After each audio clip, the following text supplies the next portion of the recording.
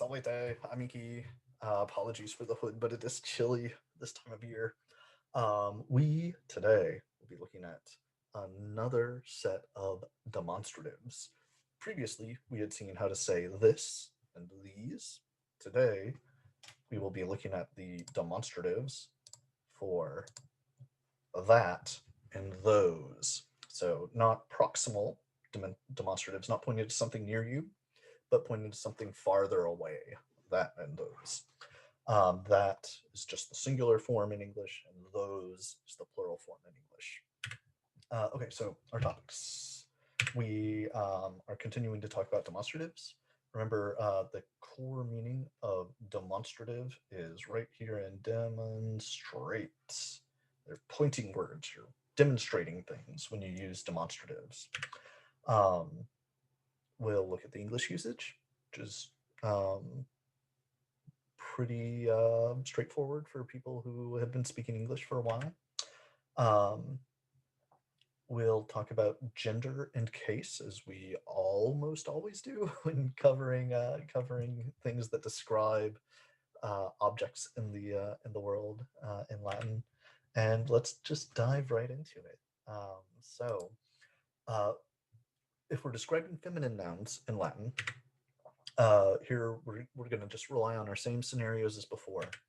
I'm going to point to that girl. That girl has a hat. So ille means that when it is feminine, nominative, and singular, represented over here in our chart. See, feminine subject. Remember that is expressed in Latin by the nominative case. And right here, we're in the singular part of the chart. We will expand to the plural below. So that girl has a hat. If, however, we want to say, do you see that girl? We can keep our word order flexible in Latin, but we do have to change those endings of the words. And so now we'd say illam puellam vides, and we're using our very typical M ending to show we're talking about a direct object, something in the accusative case. So that accusative case in Latin represents direct objects.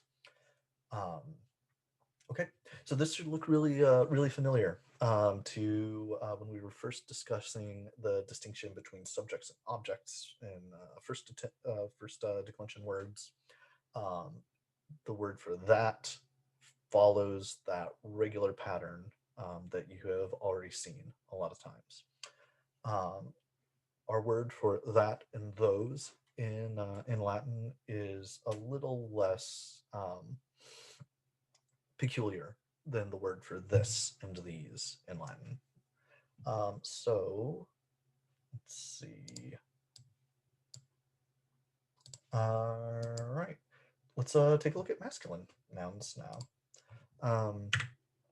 So we could say that boy, pointing to that boy over there, is laughing. Ille puer ridet. So ille is masculine, nominative, and singular because it's describing the subject puer, which is itself masculine, nominative, and singular. That boy is laughing. So we've got ille over here in our chart for the masculine, nominative, singular. Okay. So a sort of peculiar ending there. Maybe it's worth pointing out now that this word ille is the word that is the origin for the word the in quite a few Romance languages. If you know any French, one of the ways to say the in French is le. If you know any Italian, one of the ways to say the in Italian is il. If you know Spanish, we've had a little bit of change here. It's el.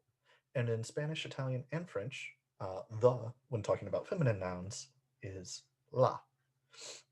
So our demonstrative for that and those is the origin source for the word the in quite a few different languages. All right. If we want to have a direct object pointed out to us, you see that boy. Do you see that boy? We also need to use the accusative case. So we're going to change our ending from ille to illum, our regular marker of the accusative singular, an M. So illum, that boy. All right. We, like we did in the nominative singular for masculine nouns, describing neuter nouns in the nominative singular is a little weird. So that monster in Latin is illud monstrum. I don't think I've really encountered a lot of D ending words beyond like quid and quad, which are the neuter forms of those words. And we'll see at least one or two more words that use this D at the end to signify the neuter singular. So yeah, illud monstrum, that is, that monster has one eye. In the plural, or in the direct object form, we do continue that same practice for the neuter, where the direct object and the subject forms are identical. That is, in the nominative and accusative cases, we have the same endings for the neuter, illud. So no changes there. Illud monstrum vides, you see that monster, right? Okay, let's move on to our plural. Now, we're talking about those, more than one, those girls close their eyes or are closing their eyes. Ille.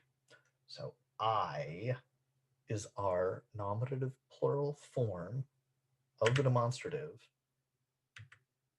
for feminine nouns when we're describing feminine nouns like puellae, which is what we saw with the first declension too. So this is following just that the first declension endings we're using now to represent the feminine for this demonstrative. And we'll use the expected form of the first declension when describing the object form in the plural of feminine nouns.